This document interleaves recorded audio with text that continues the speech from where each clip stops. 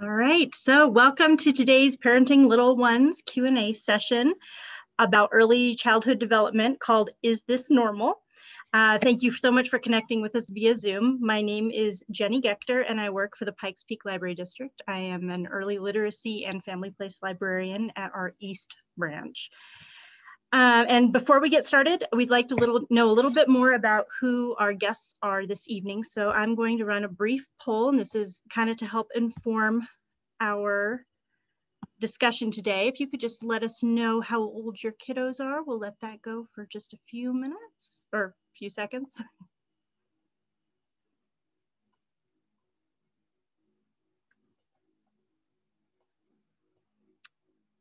All right.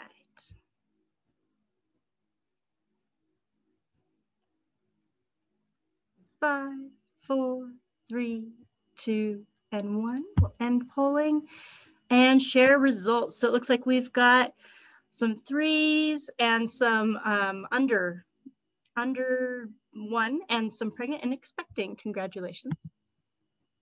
All right, so I'll stop sharing there, and that'll help, that'll help inform our decision or our discussion a little bit this evening. I wanted to let you know, yes, we are recording everything. All of your questions will be anonymous. If you could go ahead and use that Q&A function, it's usually down in the bottom of your Zoom screen. Just pop your questions into there and our panelists can help with that. Let's see what else. Oh, and just so you know, there will be, I'm sure you know, I'm just reminding you, there will be a survey that goes out probably in the next few days. You'll have a week to complete that. And if you complete the survey, you will be entered into the weekly gift card drawing, which is a $50 gift card of your choice, Barnes & Noble, Target, Walmart, or King Super. And it will also get you, if you complete the survey, it will also get you an entry into the grand prize drawing for the Kiwi Co-Crate, which is pretty cool. So let's see, covered that. All right, oh, you will need a PPLD card and proof of El Paso County residence to win those though. So let's get on with the show. Let's start with introducing our panelists. First, we have Laura and Jennifer from HCP. So if you guys wanna take turns introducing what who you are, your areas of expertise, and a little bit about what HPC and care coordination are.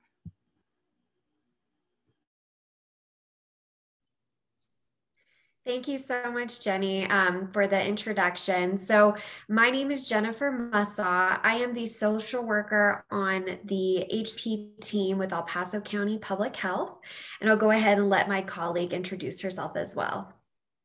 Yes, so my name is Laura. I'm the nurse on our HCP team. If you aren't familiar with HCP, I'll provide a brief description of what our program is and how we can support families living in El Paso County. So HCP is a program for children with a special medical care need or any child that is at risk for a physical, developmental, behavioral condition beyond that of a typically developing child. So I like to tell families if your child is needing anything beyond that of a typical well child visit, then they would qualify for our program. Our services are free. We serve children from birth to 21 living in El Paso County. There is no income or diagnosis eligibility for our program. So we can fit any family into our services. How we support families is we don't provide any direct services, but we do help to connect families with referrals to valuable community supports. We help to connect them with resources and services in the community that would be helpful for their child to have the most positive outcomes. I'll pass it over to Jennifer and she can provide a little bit more of an explanation of how to get in contact with us and other services. Absolutely. So I'll probably put it in the chat so you guys have the information if you do need to reach out to us. It can be as simple as a phone call. A lot of the times we do have families that reach out to us. They express that they might have some concerns, some developmental concerns for their kiddo. And a lot of the times we're kind of talking through what that looks like and trying to help link families. What are those next steps? Is it a matter of going to the pediatrician? Is it a matter of doing an evaluation? someone such as TRE or a speech therapist or OT. So really we're kind of that bridge, and we're trying to link families to what those services would be, trying to reduce the amount of phone calls that you're making on your end, because we know sometimes it can be difficult. It can be phone call after phone call. So that is a lot of what we're doing. We're trying to assure that you get the assistance that you need to get those evaluations and to get those supports and services for your kiddo. So you can just give us a call. We can give you that information, or it may lead to a little bit more such as care coordination, where we're a little bit more involved. We're kind of helping out, kind of being that liaison and that contact for you as well. We do have a phone number that is probably the best way to reach out to us. I'm going to put it in the chat just so that way you guys have it, and feel free to reach out to us if you guys do have any additional questions. You can also send in a referral, but that can be a little bit lengthy. It might be easier to have more of a conversation through the phone call. And so Laura, okay, go ahead. Oh, I was going to say, I don't know if there's anything additional you'd like to add. Yeah, so I wanted to provide a little bit of information for especially those expecting parents, especially if it's your first child. I want to talk a little bit about the ASQ screening, which would be a developmental screening. It's done for children from 1 month to 5.5 years. You should be completing one of those at every pediatrician appointment. They can be lengthy. So it is, I always encourage families to call their pediatrician and have them email the ASQ screening to them, so that you can really take your time to fill out that form completely, to make sure that you're filling it out so that any areas or deficits that your child may have are identified early. 1 in 4 children under the age of 5 are at risk for a developmental delay. So it is important to get those identified early. Sometimes the pediatricians don't have time to talk with families about their concerns. And sometimes the pediatrician just doesn't listen to families. I was working with a mom who had some feeding concerns for her child. He was choking with drinking water and table foods, and mom discussed it with the pediatrician, and the pediatrician felt that everything was fine. And mom still had some concern. She was going with her gut. This was her 3rd child, so she knew that something wasn't quite right. So I did contact early intervention through the resource exchange, and was advised to go ahead and do a referral. And that way they could send out somebody to do an evaluation for this kiddo to see if there are any deficits that he might benefit from some extra supports. And then also if they didn't have any concerns, then at least that would provide that reassurance to mom that things are okay, and that swallowing issue will resolve with itself over time. So things like that, care coordinators can just help families to ask the right questions. And I would encourage you to really work through that ASQ screening when you go to your child's well check visits, to make sure that you're filling it out to the best of your knowledge. It's very challenging in the doctor's office if you're chasing after a toddler or other children to get it completed. Sometimes they're asking you to stack blocks or draw a circle or lace a shoe, and you're like, I don't know. I don't know if my child can do that, and I don't have those resources to do that. So that's why it's important to do that at home in the comfort where your child's comfortable to get that done. I think that's all I have. All right, thank you so much. All right, next we have Chris and Allie, both from TRE. If you'd both like to introduce yourselves and your organizations and your areas of expertise, please. Okay, well, my name is Chris Lemming, and I am a developmental interventionist. I'm actually an early childhood special educator, so I work within all domains of development with kids that have delays. I'm also on the autism team, on our team. So I work quite a bit with kids with autism and with families, you know, kind of in that beginning part of that journey. And I also work a lot with behavior and some sensory concerns, you name it, I guess I do it. But both Allie and I work at the resource exchange And that was mentioned by Laura and Jennifer a couple of times. Thank you very much. Our agency works alongside school districts, their child find, oh gosh, is it 7:30 at night? Because I'm done talking, I think. With the child find departments in the school districts. So if you do have a concern, like was mentioned, you're worried about development, you're worried about swallowing, anything with your children that you have a concern about, especially if you're not feeling heard, please contact your child find in your school district, or you can call the resource exchange directly, and we can put that phone number in the chat as well, so you guys have that. The resource exchange also has a website. It's tre.org. So it's very parent friendly. You can get lots of resources on there and find who it is that you need to contact if you want to contact us directly for an assessment.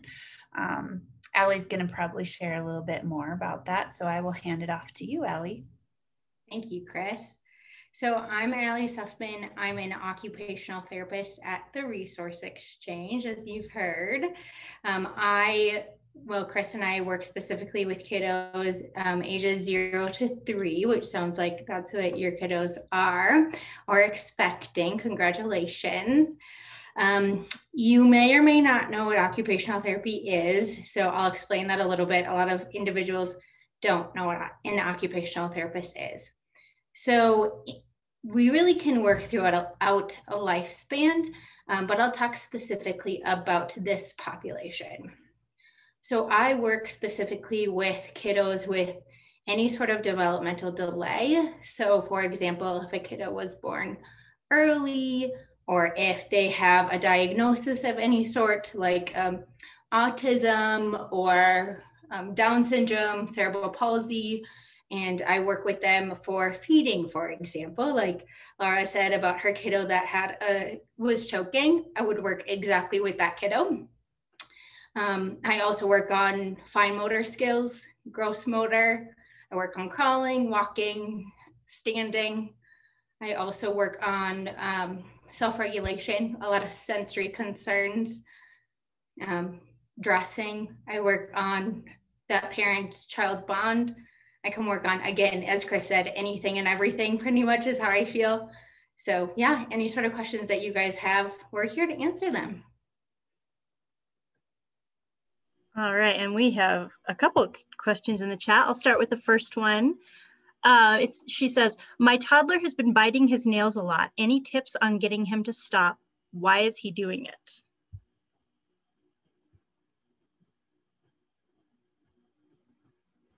Does anybody want to tackle that one? I don't know that I have the answer, but there could be a variety of reasons why a kid would be doing that. It could be a sensory need that they're meeting. Some kids really like that feeling of having some sensation on their fingers. It could be that they're anxious. Some kids have a high level of anxiety. If that sounds like your child, that could be a reason why they're doing that. It's really hard to say. I would tell parents, just be good observers of your children. I think most of you probably are, and really watch what's going on before you see your child biting their nails or picking at their nails. Because sometimes that will tell you why a behavior is happening. Something that happens before can cause a behavior to happen. And sometimes there's a consequence too. And it could be that the child's seeking that consequence, like they get attention for that. So that could be, I'm not saying that it is, but it could be, or it could be that just they get that sensation and they like it. And so that's why they're doing it. So really be good observers and maybe write down some of the things that you're seeing. And if you see a pattern, that might start telling you a story as to why your child is doing that. It's really hard to know unless, for me, if I need to meet the child and get to know the child, but you know your children better than than anybody because they're your kids. So that's why I would tell you to observe and write things down and see what the patterns are. But that's just from my perspective. We always tell families, as a care coordinator, we always tell families if they're continuing to see some type of maybe concerning behavior, to, like Chris said, to write that down, because when you get to that pediatrician appointment, you might forget. So to write down those things.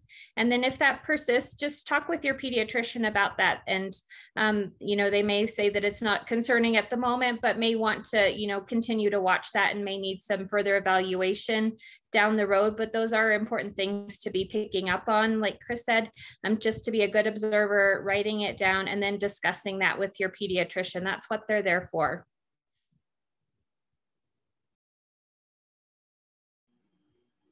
All right. Anybody else have anything to add to that? Okay. If not, we will move on to the next one.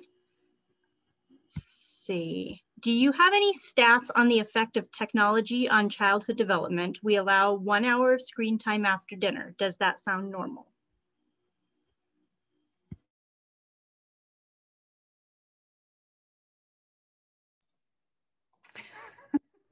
We're all staring at each other. I would recommend taking a look at the American Pediatrics. Oh, I'm just losing the website. Help me, Allie. I would need to look again. And yeah, I was just trying to pull it up. They have specific recommendations based on the child's age too on that website. So I don't know how old your child is, but depending on that, maybe. I'm putting up the websites. American Academy of Pediatrics. So on there, they do have recommendations for screen time for children in different age groups. I do think, unless it's changed recently, that toddlers, it's no more than an hour of screen time a day. And that includes TV, phone, iPads, computer, any screen. Unless the recommendations have changed, but there is a full list of all the age groups. And if there is more than that, if, you know, because we work in the homes a lot and there are some families that use the TV a lot, and sometimes it's a necessity, especially if you're home alone with children. So when we go in the home, there's no judgment. I just want to put that out there. There is some research, quite a bit of research out there already that is saying that too much screen time can affect development in certain ways. It can affect some kids' regulatory systems, their sensory. It can affect sleep. Some kids are, I know some parents that have their child watch videos before they go to bed, and then they're not sure why their child isn't sleeping, and it could be the screen time. And there's ways to kind of go around that.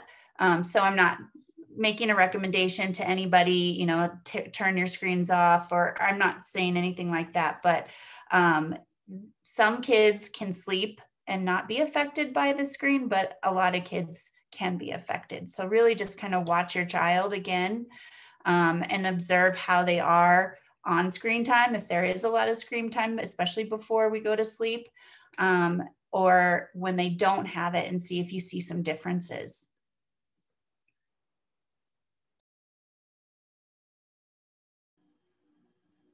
Right, thank you. Next question is for the resource exchange. Can you do visits on military bases or not? Yes. So currently we are doing a hybrid model of doing part telehealth, so like Zoom, like what we're doing now, and part in person. It just depends. The provider, each provider is doing different different ways of how comfortable they are as far as if they are willing to go in person or not. But yes, we are absolutely allowed to go on bases as long as we have a sponsor, and sometimes parents will sponsor us to go on a base, and I've been going on bases for a while and it is perfectly fine. Absolutely. All right. Thank you. The next one is, my son hits when he doesn't get what he wants. We have zero tolerance and put him in timeout, take away toys, and act stern and explain why it's not okay. We put him in timeout or on timer and let him calm down and make him apologize, but nothing works. Any advice?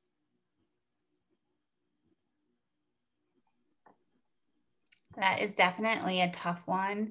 Again, not knowing your child, it's hard. It's difficult to answer that question. But one of the things that came to mind to me is, do you feel like your child is seeking your attention in negative ways?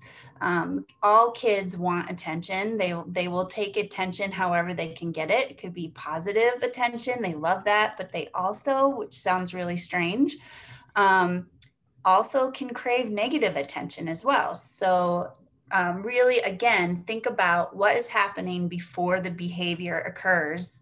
Something is triggering that behavior. Could it be that you're busy and you're doing other things? Do you have other children that are taking up some of your time? Are you trying to work from home? It could be a variety of different things, and your child has just decided that they really want your attention and you're not able to give it to them. So the only way they can get it is through negative behaviors, possibly. Again, I could totally be wrong about that. So normally when I work with parents on behavior issues, we do a lot of talking about observing, writing down the patterns that you see, what is happening before the behaviors. Is it the same behaviors? Sounds like these are aggressive behaviors that you're describing. So what is the trigger? And maybe taking a little tally. Are there certain times of the day that this is happening? Is it always happening during breakfast time, as an example? Or is it always before bedtime? Sometimes kids are avoiding things that they don't want to do, and so behaviors happen. So what is the goal of the behavior? One thing that I always tell parents is behavior is language for kids, especially young kids. They don't always know how to articulate how they're feeling about something. So if it is, I want your attention, but they're not able to get it, and they don't know how to ask for that, or ask for the attention in an appropriate way, that might be their goal. Maybe they're telling you something is bothering them. Something hurts, something doesn't feel right, or it can be countless things, but there is no easy answer when it comes to behavior. There's a lot of work involved in trying to figure out what the function of their behavior is. What is your child's goal? So once you figure out what your child is trying to gain or avoid, then you can figure out strategies to help fix that. What you described as far as what you're doing is giving, what it sounded like to me is giving your child consequences, right?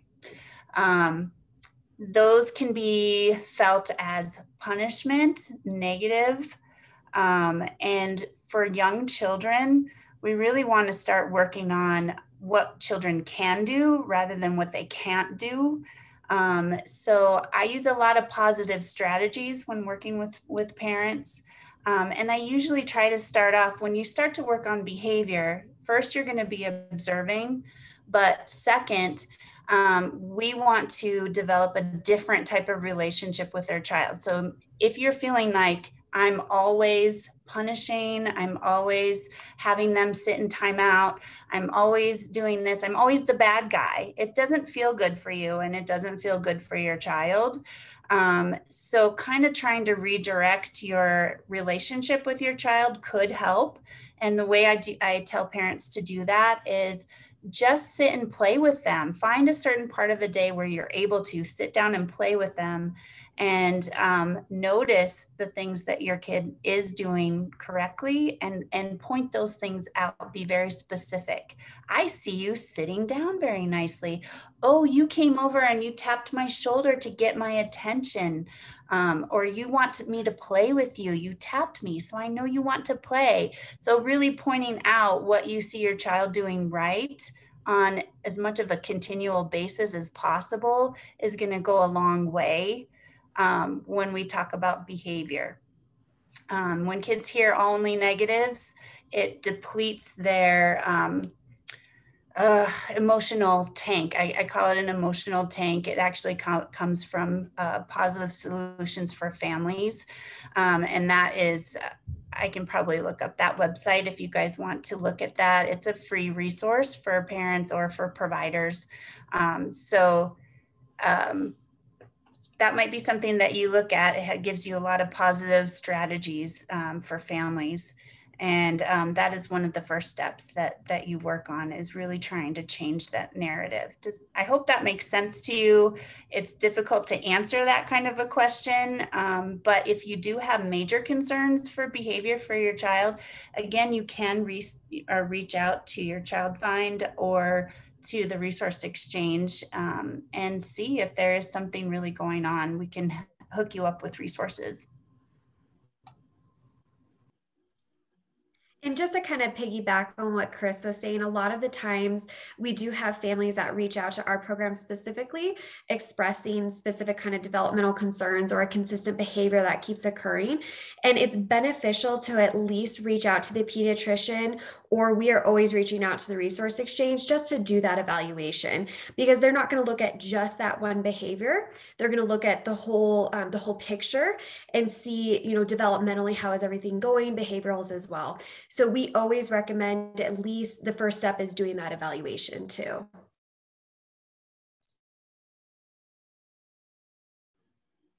Anybody have anything else to add? Well, I mean, I can always add in reality.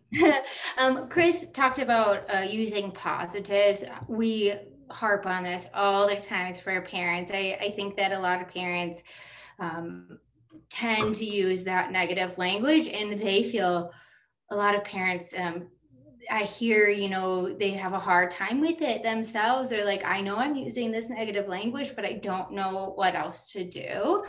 And that's completely fine. So we work a lot on that with a lot of parents. But in this situation, I'm hearing you say, or I'm reading you saying that anytime that he is not getting what he wants, he is hitting you.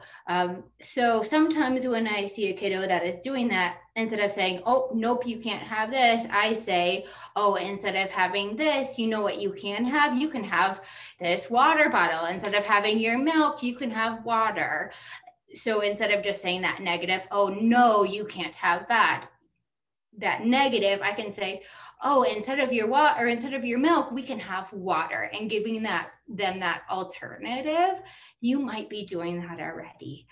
We're not having a conversation about this. I have no idea what you've tried and what you are currently doing, but that's a strategy that we use all the time.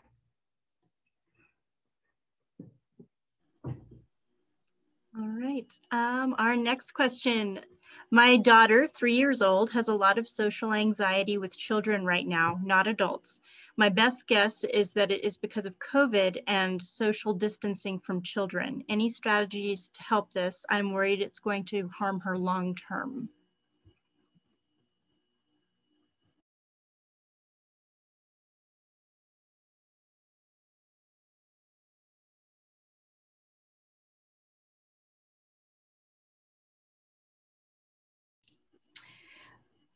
You don't know how often I'm hearing this. I'm hearing this multiple times a day from multiple of my families. So you are not alone.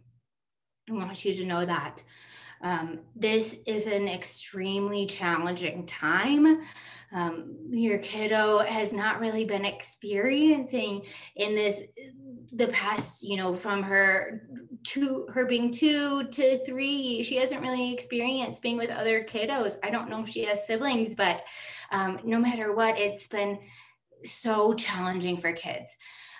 My best advice right now that I can give you is going to be, number one, based on your comfort level. If you are comfortable getting her out and interacting with peers, then I think that might be a good way to approach it, but not just here, Peggy, I don't know what her name is, obviously, but here, Peggy, go play with the other children. And we're going to have to walk her through that. Whether that's going to be at the playground, you two going on the playground together and just maybe doing some of that parallel play. So you and her sitting together or going up and down the slide next to that other child. And you may be waving hi to that other kiddo, and maybe she does it as well after the 5th repetition of you doing it.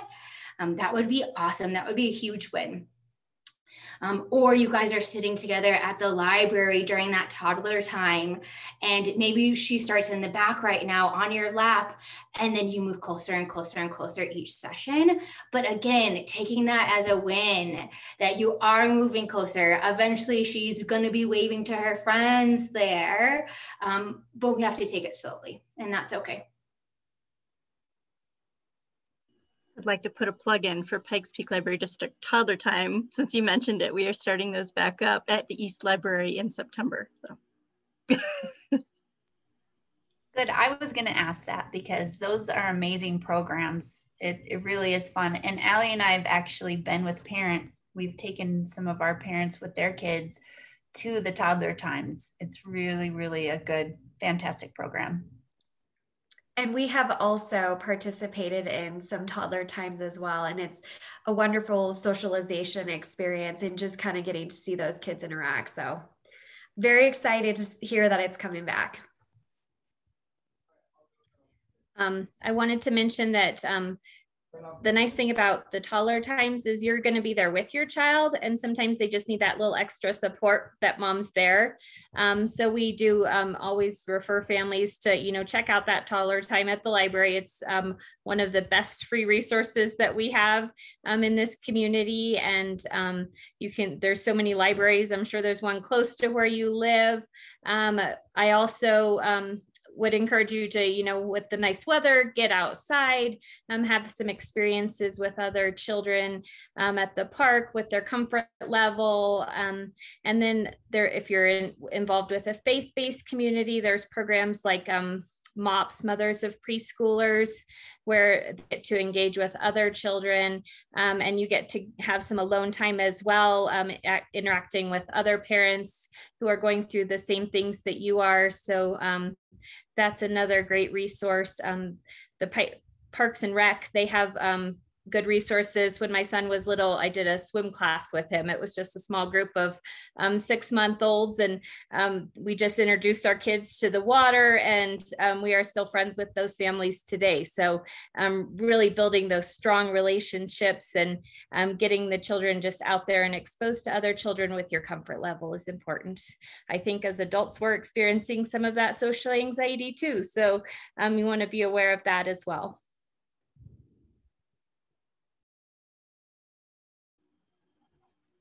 All right. Next question. We have seen some regression with my son acting like a baby when my daughter was born. Is that common and part of normal development? Should we pay more attention to him or ignore it? That's a great question. And I know that a lot of us have worked with this situation many, many times. And I can tell you that that is fairly normal. Your child is seeing this new baby, this new thing come into his world, his or her world, and taking up all of the attention that they previously got from you. And they may be thinking, if I were like this baby, I'm going to get the attention as well. And so a lot of times you will see things like that. And I love the question, should I pay attention to this or should I ignore it? I do feel like paying attention to it is good. Letting your child know that, you know, you're such a big boy and you can be a helper. Having them be a helper is a really great way to kind of help him bridge how he's feeling about the new baby and losing some of that attention. So letting him bring over the diapers when it's diaper changing time, or bring the bottle or a little toy, showing him how to shake a rattle near the baby, being gentle with the baby. Also, you know, for little boys or little girls, having a stuffed animal or their own baby so that they can be taking care of their baby while you're taking care of your baby. And they can feel like, okay, I have this thing that I'm paying attention to and helping, and you can give them little diapers, play food and little play bottles so that they can be doing a lot of what you're doing. Kids love acting out what they see going on in their normal routines, and actually being able to be a part of it. And it helps them to feel important. Another thing you can do is read stories. And again, plug the library again. They have lots of child books on having a new baby come in and what does that mean for my little world. So those are things that you can do. And books really are huge for kids. Even if you're going through the page quickly and just kind of talking about what you're seeing in the pictures. Oh, look, Big Brother is helping give mommy the bottle. Big Brother is helping baby sister. Look at what they're doing. They're giving them a toy. That's so nice. So just really kind of reiterating or reemphasizing, I guess, for them that they are important to you and they can have a place with this new baby in their lives.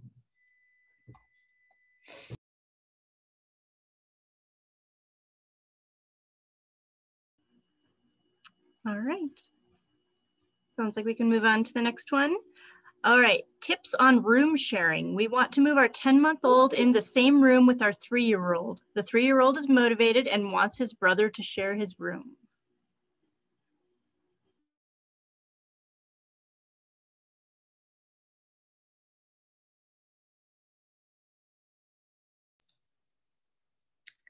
I don't mean to be jumping in all the time really quickly, but I'm like, no, ooh. Please do. And I know I don't have all the answers on this one. I think it really is an individual thing, family by family. What I heard that sounded very positive is, I think if I read this or heard it right, is the 3-year-old is excited about this and wants the baby or the younger sibling to come into their room. Well, that's huge, because it would be a lot harder if they didn't. So really talking to the 3-year-old, what can we do to make this room your room and siblings' room? Where should we put the baby's bed, or what toys should we have for the baby, so that they feel like they're a part of setting up the room and getting more excited about having the sibling come in. And I missed how old the sibling was, 10 months? Okay. I mean, we can also be talking to the 10-month-old too. You know, this is your room too. I mean, we're going to talk very simply and kind of in their at their level, but just talking to them about how this is your room, you're sharing your room, you get to sleep in different beds. This is brother's bed, this is sister's bed. Just really talking those things out with them, even if you don't think that they completely understand, and at some level they do understand at some level, you know, kind of what's going on in their little world. So talking about what the new routine is going to be with the bedroom will be very important. When we come in, we're going to read stories, then we're going to shut off the light, and we're going to go to sleep. So whatever your bedtime routine is, you talk that out with both of your kids and how it's going to work with the two of them together. I hope that makes sense.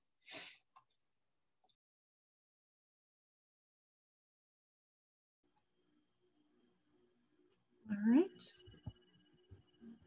See, our next question. Do you have any data on development of children who attend preschool versus those who do not? Does one group generally do better in kindergarten?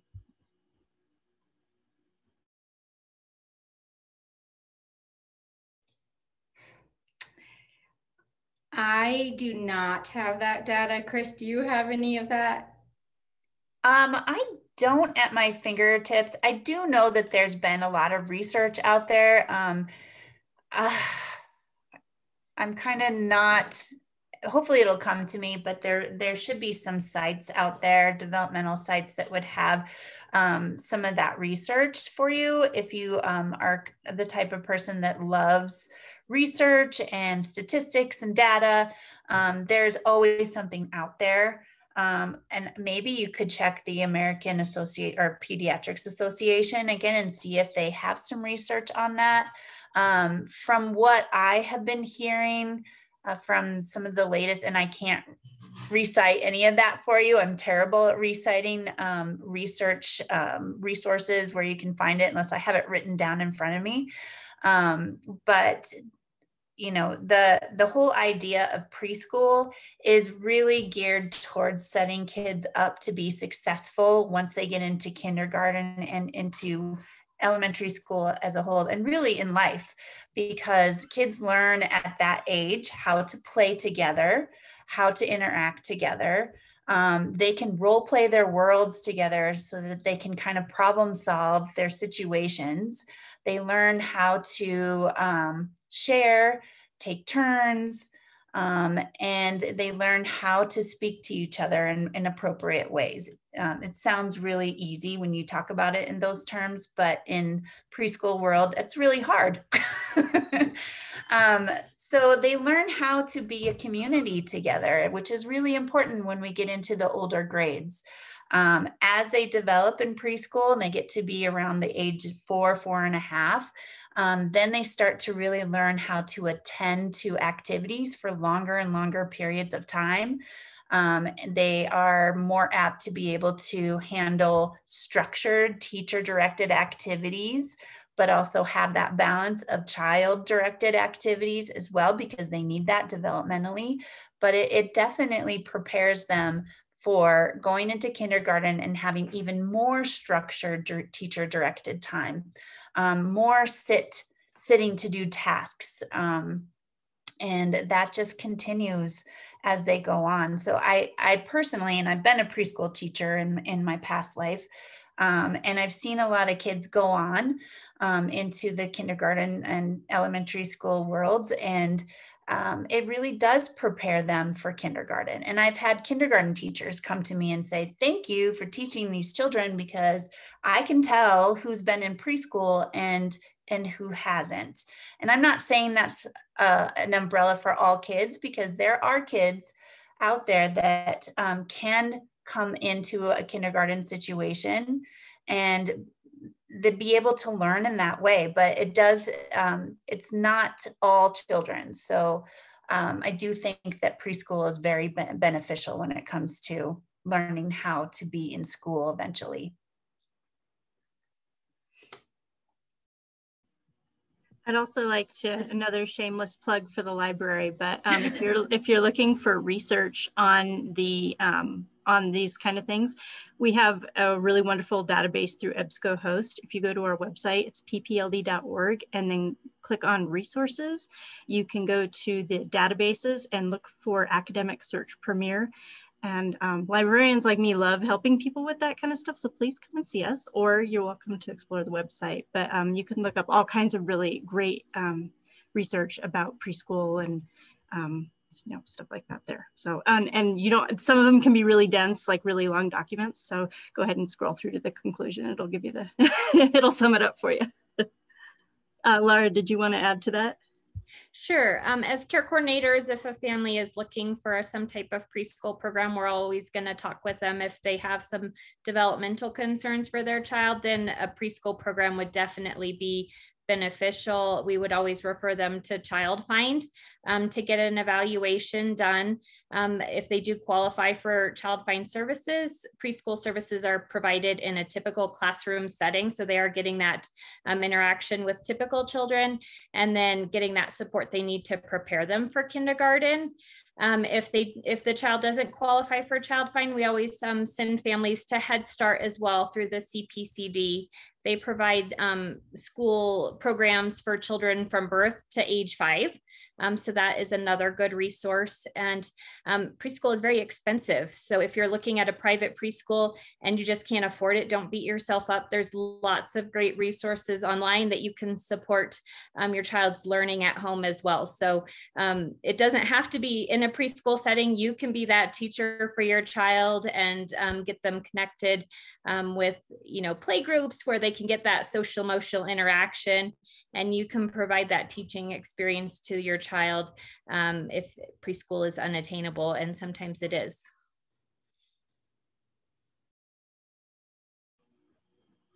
All right. Our next question. My child is going through a no daddy phase and wants me to do everything. I have read that kids push away the parent they feel most secure with, and have told my husband this, but it hurts his feelings terribly. It's also exhausting for me. Any recommendations?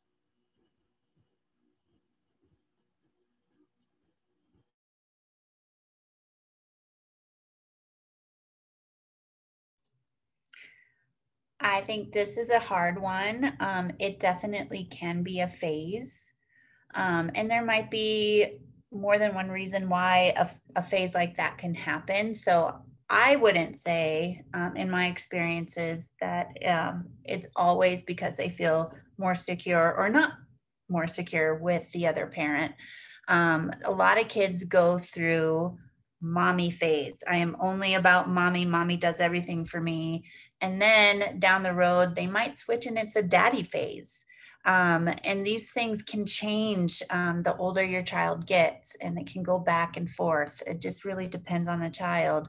But it doesn't mean that that's easy for you, because that's really hard, because your child is demanding that you do everything for them and not daddy. And yeah, I can't really say why exactly your child is doing this, but you can have dad. You could give dad different ways to connect with their child. Maybe your dad takes your child to the park and you're not there, so they have to be with dad. It sounds so weird to say it like that. But they just do fun things. There's no demands. We're just playing in the sand. We're throwing a ball. Bring some of her favorite toys, whatever it is. And they just have a good time together. Or maybe they go get ice cream together. Just certain times it's just for your child and dad to have fun. And maybe it is when you're all together, you are really busy right now. I can't help you. Sorry, I can't help you. Ask daddy. And try to really stand firm with that. Ask daddy. And dad might just have to get up and just help the child, whether the child's getting upset or not. But I would always start with that positives, those positives, daddy time. And daddy may have something that only he can do with your child. Like, you know, dads are great with rough and tumble play. And maybe your child likes that, being put up in the air, swung between their legs. I mean, they can come up with something fun that they like to do together. And maybe you're just not there at that time.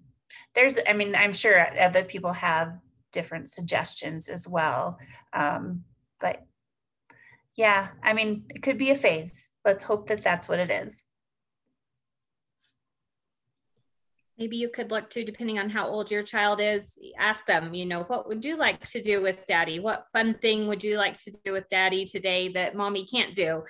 See if, you know, do they want to go to the park? Do they want to read a special story with daddy, and try to get him engaged as much as possible. Yeah, I agree that these are the exact same tactics that I've used with several of my families, and depending on the age, depends on how long that will last typically. But I found that that really works. For my younger kids, a lot of times I teach infant massage. I don't know if you've heard of that, but I have that parent do that massage with the kiddo. It really helps with bonding. It helps, especially if it's a preferred thing. They do this one special thing with them. And with older kids, I have them like go on that special date with that parent. So going to get ice cream, going to the park, doing that preferred thing. And, you know, if they're old enough to choose what that activity is, I think that that's a phenomenal idea. Again, the older the child, I think the more challenging it is to, or the longer it takes to get out of that. But it will happen. It can take a little bit, and you both have to know that, okay, it's hard on both of you. You have to understand that it's really challenging on dad, that the child is not interacting with him as much. But also dad has to understand that it's hard on you because you're doing everything. So I think having that open and honest relationship and communication with each other, that this is really, really challenging for the both of us right now. But we'll get through it together. I think we'll be good.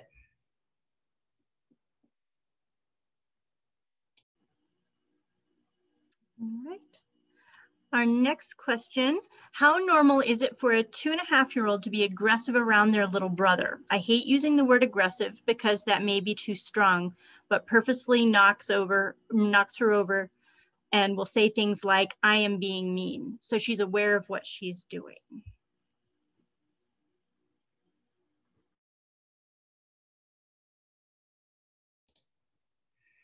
I need to look and see if this is the same kiddo that hits. I'm intrigued.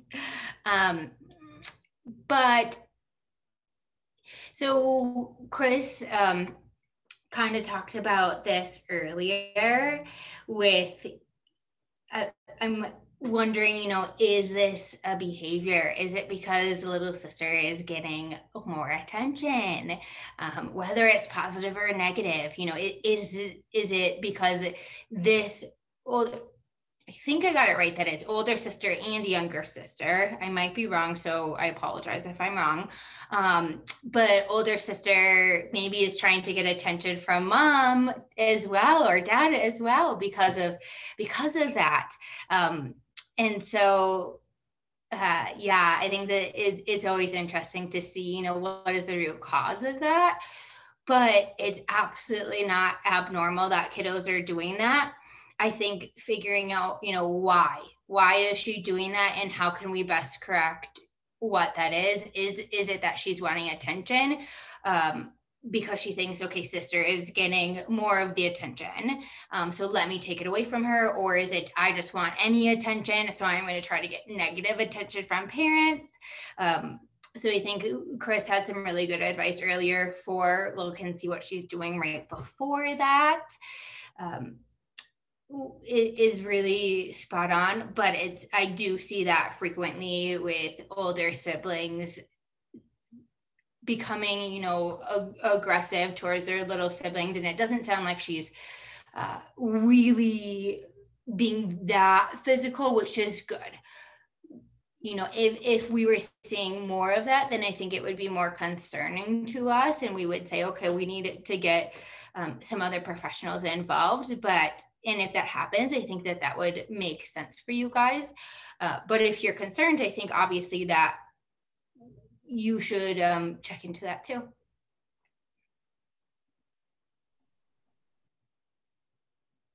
Yeah, I agree.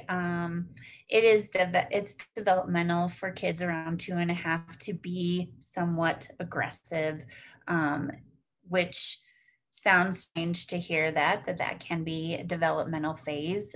It could mean that your child is exerting their independence, and they don't want their sibling to be around their toys, their things, or like Allie said, they could be that they want your attention. So finding times when you are able to sit and play with the two of them together so that you're right there when something like this happens. And I know you can't do it all the time. There's no way. But finding a time where you can devote some attention, even if it's 10, 15 minutes, with the two of your kids and playing different things. And when an opportunity comes up like that, then, again, observing what happened before, trying to do your best guess of what your child's goal is.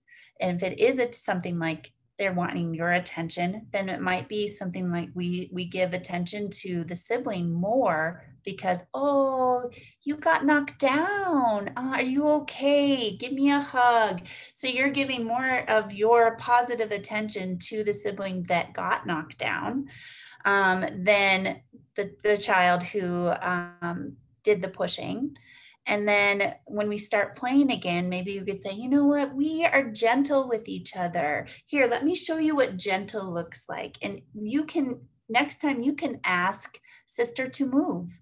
And if you need help, I'll help you. And being a model for appropriate behaviors so that they're seeing you act out. Excuse me, can you move please? So that they're seeing those good models for how we treat each other.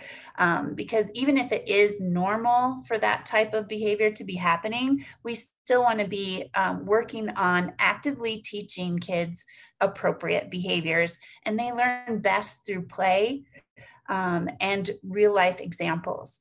So along with giving models, you can also set up play scenarios when you're playing with their dolls and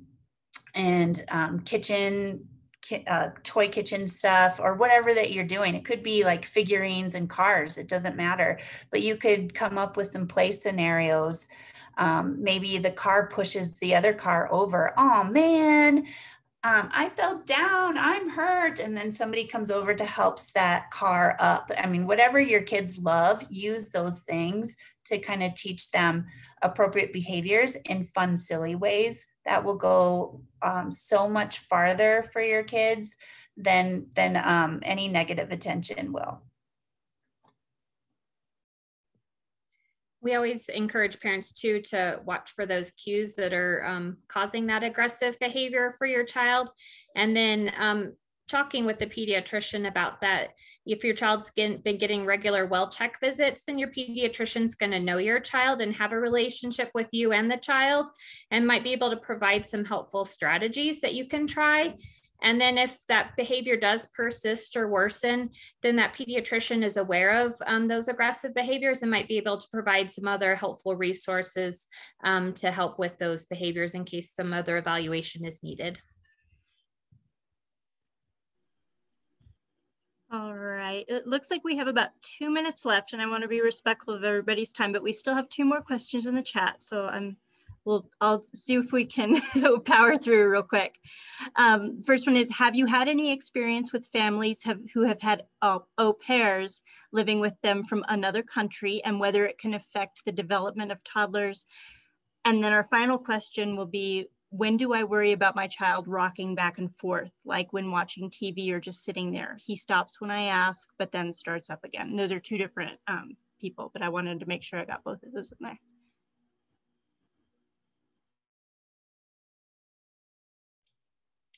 So I can talk about the first one. I honestly don't have any experience with the au pair, so I apologize for that. I'm not sure if anybody else here does. No, sorry. But for the second question, I have so many more questions to ask you. This is what I love. I love a lot of things, but this is my expertise here. but this leads me to a mound of questions of what are you noticing, and any other sensory things are you seeing? And of course, I can't ask you any of these questions, unfortunately, but it's frustrating for me. Okay, I'm sorry.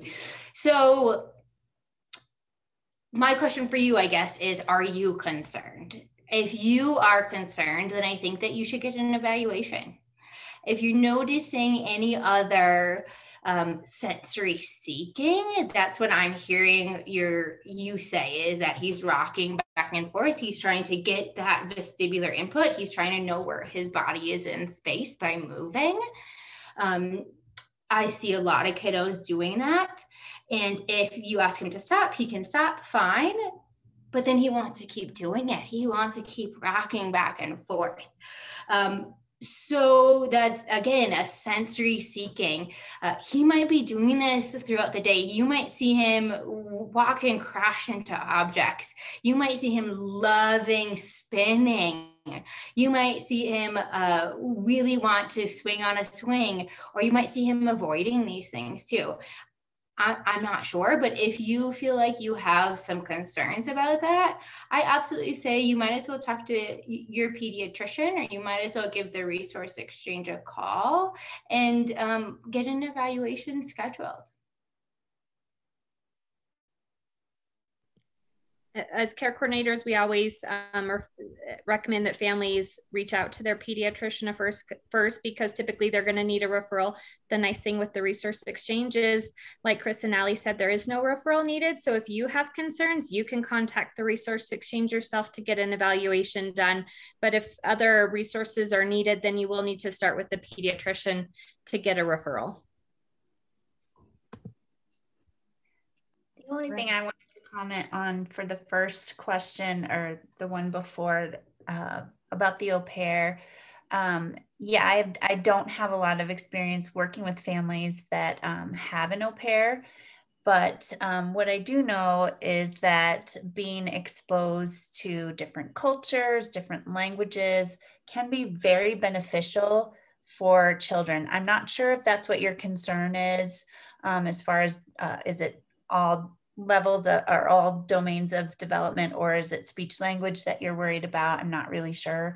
But most kids can, they are smart and adaptable. And as long as they have good models in their primary language, being around somebody else who speaks a different language is only icing on the cake, really. It helps them. Kids are really, most kids are able to learn different languages when they're young. And it starts when we're really itty bitty, really. Their brains are firing all the time and developing and growing at such a fast rate that it is not a bad idea to be exposed to different things. And if you think about different countries, like in Europe, for example, people are learning 5, 6, 7 different languages, and they start very young.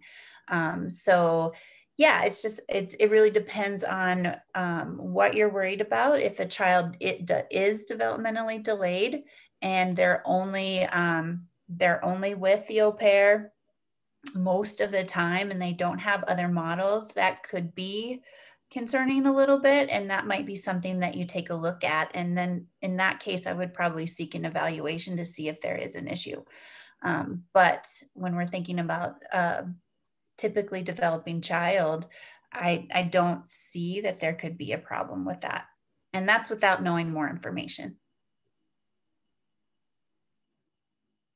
All right. Well, I'm so sorry. I have to wrap things up, but this has been a really great conversation, really great information. I want to thank the panelists and, of course, all of our guests for your wonderful questions this evening. Remember, I will be sending out the survey. I don't know if it's going to happen tomorrow. I'll be at a preschool at an outreach, but I will get it, and you'll have a week from that time to get it done. And then you'll get entered in for all those drawings and fun things. So next week, I wrote this down somewhere. Next week, the Parenting Little Ones session, if you haven't already registered for it, sounds really great. It's called Big Emotions and Big Behaviors, and it's about mental health, social skills, and behavior. So if you haven't registered for that, go ahead and do that. So thank you again for coming. And this recording will be up on our PPLD TV YouTube channel. I don't know when, but it will be eventually. So thank you again to everybody, and I hope you have a really great night. Thank you.